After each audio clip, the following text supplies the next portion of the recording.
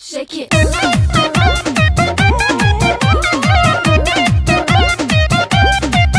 मुझसे दिल लगा लो, एगो किस दूंगी क्लोज अप, प्यार करने का राजा बख्शीश दूंगी।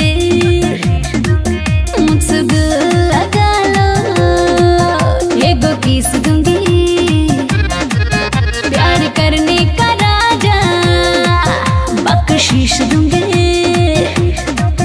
साला आजकल का प्यार भी गजब हो गया, सुबह लाभ हो गया, सांझ सब हो गया। सुबह लाभ हो गया, सांझ सब हो गया, हो सुबह लाभ हो गया, सांझ सब हो गया। Same body, mind, babe, come on enjoy. Same body, mind, babe, come on enjoy.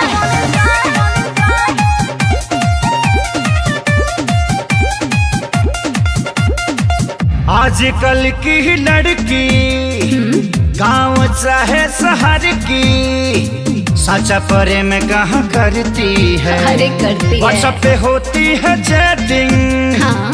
5 minute में है सेटिंग, मम्मी पापा से नहीं डरती है। यहाँ कहाँ के करो के हस्बैंड चाहिए, मजा करे खातिर को बॉयफ्रेंड चाहिए।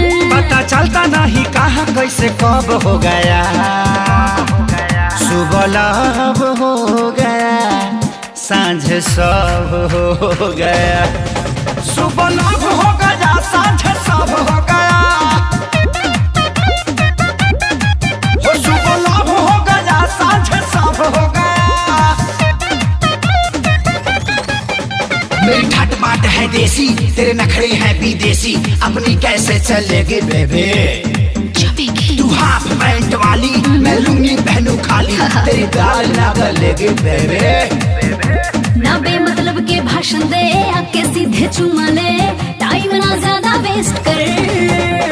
मिल्की मिल्की बाहों में, जुल्फों की छाँव में, आगे दीवाने रेस्ट कर। चल चल चल के 100 वाट का बल्ब हो गया। सुबह लाभ हो गया, सांझ सब हो गया। सुबह लाभ हो गया, सांझ सब हो गया, हो सुबह लाभ हो गया, सांझ सब हो गया। अरे हटा यार, ये प्यार कोरोना से कम नहीं है। काहे वैक्सीन मर गया है भैया?